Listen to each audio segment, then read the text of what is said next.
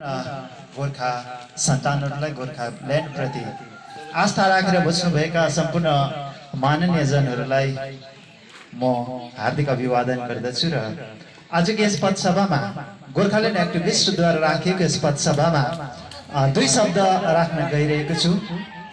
त्यसै पनि रोङ्गो शिक्षित जमातहरूको एउटा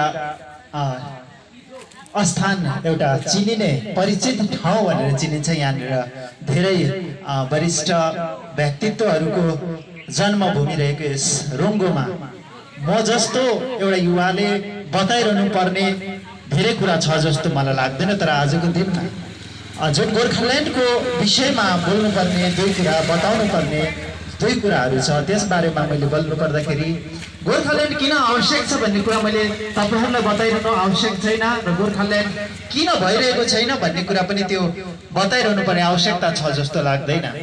तर बताउनु पर्ने खास कुरा हो भनेदेखि जुन कुरा हामीले जानेका छौं, जुन कुरा हामीले बुझेका छौं, त्यो कुरालाई हामीले गर्न सकिरहेका छैनौं, त्यो हाम्रो सबैभन्दा ठूलो कमजोरी भएर रहेको छ। गोर्खाल्यान्ड कसरी हुन्छ, गोर्खाल्यान्ड किन चाहिन्छ भन्ने सबलाई थाहा छ। तर गोर्खाल्यान्डको लागि के पर्छ, त्यो गर्नको लागि चाहिँ हामी अगाडि निस्किँदैनौं। त्यसले गर्दाखेरि हामी जहिले पनि पछाडी परिरहेका छौं र अब मलाई लाग्छ अब गोर्खाल्यान्डको निम्ति बोल्ने हैन, गोर्खाल्यान्डको निम्ति बुझाउने हैन, गोर्खाल्यान्डको निम्ति हामीले केही गर्नुपर्ने अवस्था सृजना भएको छ। किनभनेदेखि आज गोर्खा जातिको भविष्य एकदम अन्धकारमय बनेर जाँदैछ। भारतभरि नै हाम्रो निधारमा लेखिएको जुन चाहिँ विदेशीको कलंक छ त्यो मेटिएर जानुभन्दा बेसी अझै कोरिएर जाँदैछ। हाम्रो निधारमा विदेशीको कलंक जुन छाप छ त्यो अझै छाप दरिलो बनेर हाम्रो निधारमा कोरिएको छ। त्यसकारणले गर्दाखेरि अब हाम्रो आवश्यकता भनेको गोर्खाल्यान्ड निर्माणको निम्ति भाषण गर्ने हैन, गोर्खाल्यान्ड निर्माणको निम्ति कसैको जिन्दाबाद र कसैको मुर्दाबाद भनेर हिर्ने समय होइन। अब समय छ भनेदेखि हामीले सरकारलाई चुनौती दिनुपर्ने समय छ। सरकारले गरेको झुटो वाचाहरू, झुटो आश्वासनहरू हामीले जुन चाहिँ दिएको छ त्यो पूरा गर भनेर दबाब दिनुपर्ने अबको समय रहेको छ। हामीलाई बारम्बार सरकारले आश्वासनमा भुलाउने काम गरेको छ। राजनैतिक दलहरूलाई भोटको समयमा मात्र आश्वासन दिएर ठुल्ठुलो प्रलोभनमा डुबाएर जनतालाई अन्धो बनाएर भोट बटुल्ने काम भइरहेको छ। त्यसकारणले गर्दाखेरि अब त्यो जुन चाहिँ परम्परा छ, अब त्यो परम्परा तोड्नुपर्ने अब हाम्रो काँधमा जिम्मेवारी आइपरेको छ।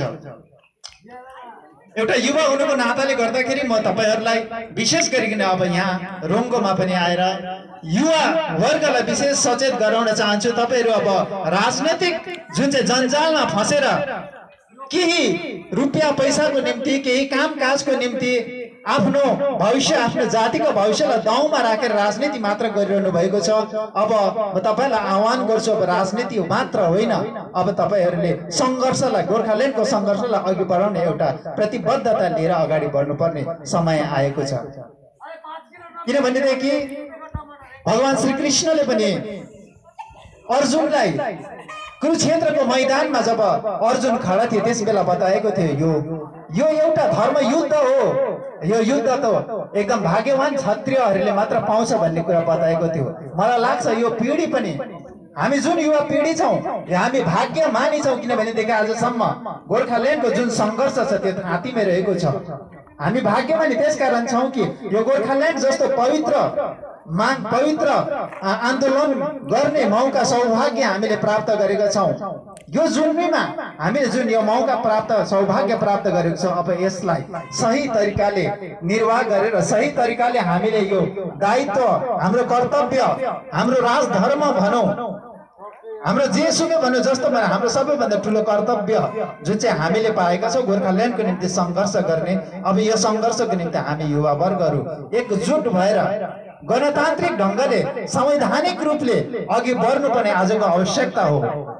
किनभनेदेखि गोर्खाल्यान्डको माग हामीले असंवैधानिक माग गरेका होइन, संविधानले दिएको जुन चाहिँ अधिकार छ त्यो अधिकारको अनुसार हामीले गोर्खाल्यान्डको माग गरिरहेको छौँ। कुनै आफ्नो मनले या कल्पनाले सृजना गरेर गोर्खाल्यान्ड मागेका होइनौँ, तर हाम्रो जुन चाहिँ आवश्यकता छ त्यो संविधानमा लेखिएको छ कि गोर्खाल्यान्ड कुनै पनि भारत देशभित्र एउटा राज्यलाई टुक्राएर अर्को राज्य बनाउन सकिन्छ, एउटा राज्यलाई छुट्याएर अर्को राज्य गठन गर्न सक्छ, एउटा ठुलो राज्यबाट सानो राज्य गठन गर्न सकिन्छ, एउटा सानो राज्यलाई अर्को ठुलो राज्यसँग मिलाएर त्यसलाई अलि अर्को राज्यको रूपमा परिणत गर्न सकिन्छ भने संविधानमा स्पष्ट लेखेको हुनाले गर्दाखेरि यो हाम्रो संवैधानिक अधिकार हो।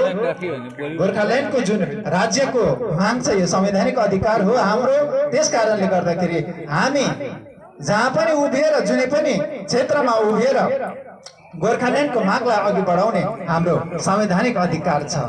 त्यसकारणले गर्दाखेरि युवा वर्गहरू जति पनि तपाईहरु हुनुहुन्छ सचेत हुनुहुन्छ, अब सचेत रूपले राजनीतिक रूपले अन्धो नभएर तर एउटा जातिगत हिसाबले अघि बढ्नको निम्ति हामी अघि आउनुपर्छ।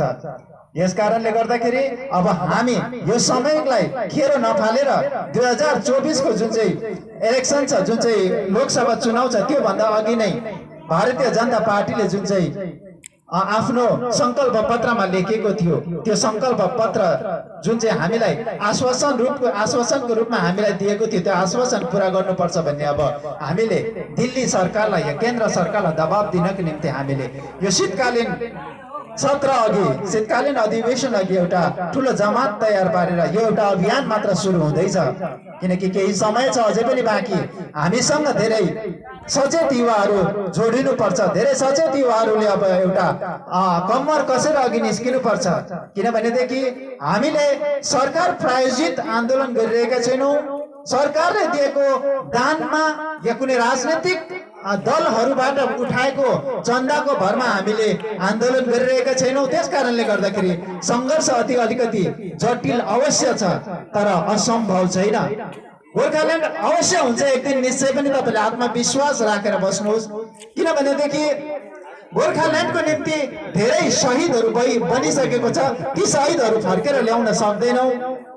त्यसकारणले गर्दाखेरि ती शहीदको सपना पूरा गर्नको निम्ति पनि हामीले अब गोर्खाल्यान्ड राज्य गठन गर्नुपर्ने हाम्रो दायित्वबोध जुन चाहिँ छ त्यो दायित्वबोधबाट हामी अलिकति पनि पछि हट्न सक्दैनौँ, पछि पन्सिन सक्दैनौँ। त्यसलाई हरेक सचेत युवाहरूले मनन चिन्तन गरेर अगाडि बढ्नुपर्ने आजको समय रहेको म तपाईलाई विदित गर्न चाहन्छु। र अरू धेरै त केही छैन, तपाईहरू भोलिको दिनमा एउटा ठुलो जमात तयार गर्नुहोस्। रोङ्गोबाट भोलिको दिनमा दिल्लीलाई, केन्द्र सरकारलाई दबाब दिनको निम्ति एउटा सचेत युवाहरूको झुन्ड तयार होस्, सचेत युवाहरूको एउटा दरो संगठन तयार होस्, ताकि भोलिको दिनमा केन्द्र सरकारले पनि हाम्रो मागलाई, हाम्रो विचारलाई सम्मान गर्ने एउटा ठाउँ पाओस् भन्दै म तपाईहरुबाट धेरै नबोलिकन, समय पनि एकदम पानी पर्ने खाली छ, तपाईहरु सबैबाट बिदा लिन चाहन्छु। सम्पूर्ण रङ्गवासीलाई धन्यवाद दिँदै म यो माइक्रोफोन हाम्रो विक्रम साथीलाई दिइरहेको छु। सम्पूर्णमा फेरि पनि जय गोर्खा, जय गोर्खाल्यान्ड।